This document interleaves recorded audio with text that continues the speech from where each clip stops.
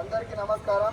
ప్రగతి నివేదిక ప్రజాప్రభుత్వం తొలి వార్షికోత్సవ ప్రగతి నివేదిక తెలంగాణ రాష్ట్రంలో ముఖ్యమంత్రి శ్రీ గౌరవనీయులు రేవంత్ రెడ్డి గారి ఆధ్వర్యంలో ప్రజాప్రభుత్వం ఏర్పడి డిసెంబర్ 7, 2024 నాటికి సంవత్సరం పూర్తవుతుంది. డిసెంబర్ 7, 2023 నాడు హైదరాబాద్లోని ఎల్బీ స్టేడియంలో ప్రమాణ స్వీకారం చేశారు. ప్రజాప్రభుత్వం ఏర్పడి తొలి 48 గంటల లోపే 6 గ్యారెంటీలలో 2 గ్యారెంటీలను మహాలక్ష్మి పథకం కింద రాష్ట్రంలో మహిళలు, ట్రాన్స్జెండర్లకు ఆర్టీసీ బస్సులలో ఉచిత ప్రయాణ సౌకర్యం కల్పించింది. రాజీవ్ ఆరోగ్యశ్రీ పథకం కింద ఉచితంగా అందించే వైద్య సేవల పరిమితిని 5 లక్షల రూపాయల నుంచి 10 లక్షల రూపాయలకు ప్రభుత్వం పెంచింది. ఈ పథకం కింద అందించే చికిత్సల సంఖ్యను మొత్తం 1835కు పెంచింది.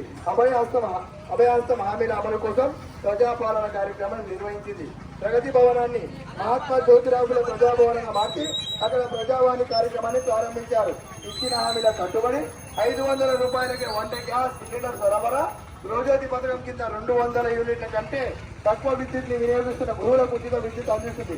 పేద బడుగు వర్గాల సంపేటికల నెరవేర్చేందుకు ప్రతి నియోజకవర్గంలో 3500 ఇందిరమ్మ ఇల్లు నిర్మించాలని ప్రభుత్వం నిర్ణయించింది. ఉప ముఖ్యమంత్రి మల్లు భట్టి విక్రమ సార్ గారు రాష్ట్ర శాసనసభలో రాష్ట్ర ఆర్థిక పరిస్థితిపై విచిత్రంగా శ్వేతపత్రాలు సమర్పించారు.